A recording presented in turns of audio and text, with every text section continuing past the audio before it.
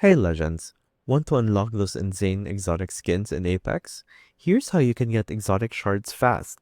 Spoiler alert, they all cost either real-world currency or Apex coins. Step 1. Level up the Battle Pass. The Premium Battle Pass offers 10 exotic shards as rewards. What you gotta do is to purchase the Premium Battle Pass for 950 Apex coins, and level it up to at least 30 to get those 10 shards.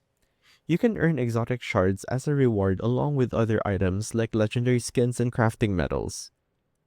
To get even more exotic shards from the Battle Pass, upgrade your pass to the Ultimate Plus tier, where you can earn an additional 10 exotic shards as rewards for leveling up the Battle Pass.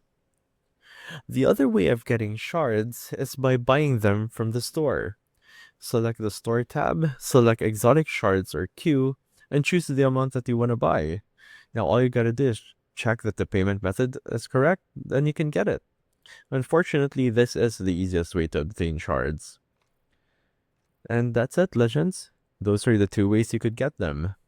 Now, grind it out, enjoy those shards, and get those customizations that you want to flex. See you in the arena, Legends.